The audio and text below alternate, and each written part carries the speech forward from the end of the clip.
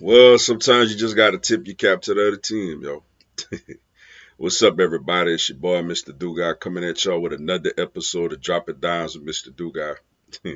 And today I'm going to talk about Saturday night's SEC showdown as you had the LSU Tigers losing to the Texas A&M Aggies 38-23. Before I get into this video, man, for anyone, if you want to drop a dollar on the Cash App, follow me on social media. Also, I co-host a sports talk radio show. All that information gonna be down in the description box. If you're a subscriber to the channel, greatly appreciate the love and support. If you're new to the channel, welcome. Make sure you hit the bell notification, like button, subscribe, and share the video with your folks. Oh man, this is a tough one, man. This is a tough one to lose. You know, um, LSU was in control of this game, going into the second half. And in the second half, the game turned. LSU had a 17-7 lead, and then Nussmeier made just an inexplicable interception where he threw basically a fadeaway jumper in the middle of the field that A&M picked off and brought to the 8-yard line. Texas A&M inserts Marcel Reed, and the rest is history. Um, Look, man, you know, you botched 3 field goal attempts. Ramos misses 2 in the first half, where one they didn't have the laces the way it was supposed to be. Then the one in the second half where the long snapper and the holder were not on the same page. That can't happen. You know what I'm saying? And then the quarterback who, look, I love Nuss, man. Nuss is our guy. Nuss gonna be our guy. Ain't no way should I feel like he should be benched or nothing ridiculous like that. But in a critical situation like that, you can't make those throws, yo. He threw 3 very bad interceptions in the second half. And the first one he threw changed the entire complexion of the game. Um, as far as a lot of people trying to sit up here and be like, oh, well, the team and the coaching staff should have been prepared for the read option. This is the thing, man. Marcel Reed was not the starting quarterback at Texas A&M. This is not a 2006 situation where you have Chris Leak and Tim Tebow both playing. It's not 2005 where you have Jamarcus Russell and Marcus Randall both playing. It's not 2007 where you had Matt Flynn and Ryan Perrilloux both playing.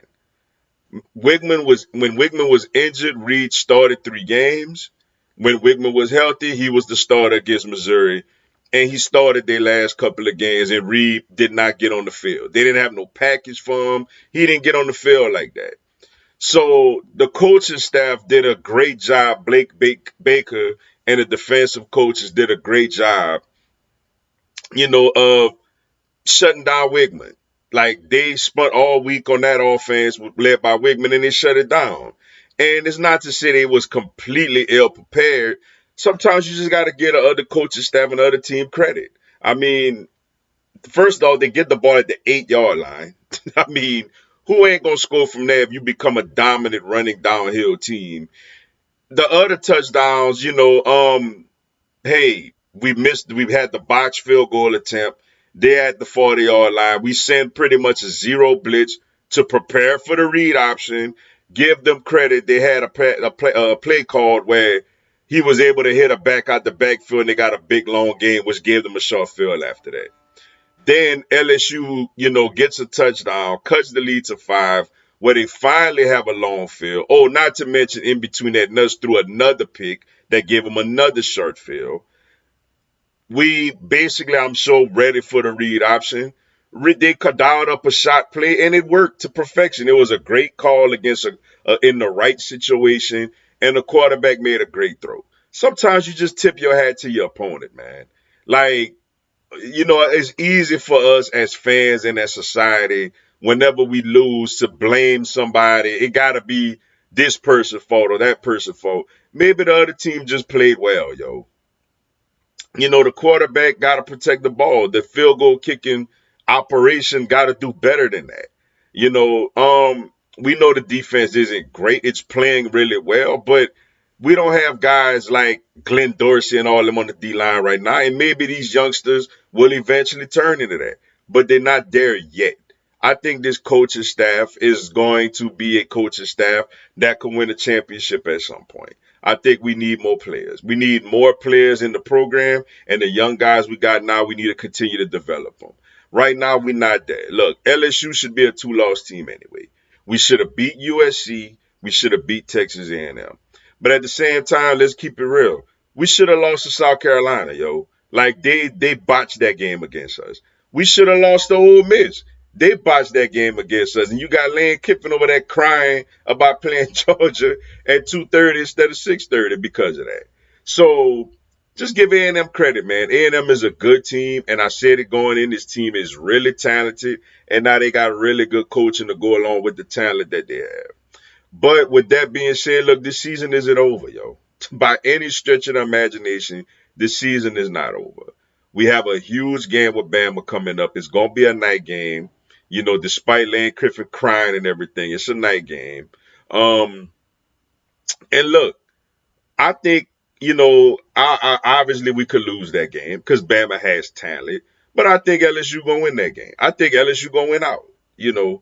And now you need either now Georgia and Tennessee. Okay, the one loss A&M is undefeated. Okay, now LSU has one loss. You got Georgia, Texas, and Tennessee are the other one-loss SEC teams. Georgia and Tennessee play each other. In that game, you would like Georgia to win that game to knock Tennessee out the way. A&M, you either need them to either lose two of the last three at South Carolina, which I think they could lose that game, at South Carolina, at Auburn, Texas at home, or just run the table and win out, which means if they won out, they would knock off Texas, which means Texas would now have two losses in the SEC. So now it would come down to LSU and Georgia. As much as I'm picking on Lane, I actually need Lane to come through next Saturday. Like we need a root for Ole Miss at home to beat Georgia, and then LSU went out, and then you get an LSU A&M rematch in the SEC championship, and LSU is in prime position, obviously, to still compete for a college football playoff. Even if none of that happened and LSU went out and don't get to Atlanta, LSU still has a really good shot to make the college football playoff. So look, as disappointing as this loss is, it's still a lot of football left to be played, and it's a lot of things that's still in our favor. This is a big game against Bama. We have to win this game. This is the knockout punch game. This is if you did a bracket. You could call this a losers bracket game. Winner still could fight. The loser is eliminated. So this is an elimination game, man, against Bama, and we got to go out there and get it done at home, yo. But tip my hat to A&M. Good job, yo. But with that being said, man, that's all I got for y'all today. Appreciate y'all checking out the video. Hit the like button for your boy. Give me a subscribe. I have LSU, NCAA, and content on my other teams throughout the year. Y'all have a blessed one. Go Tigers.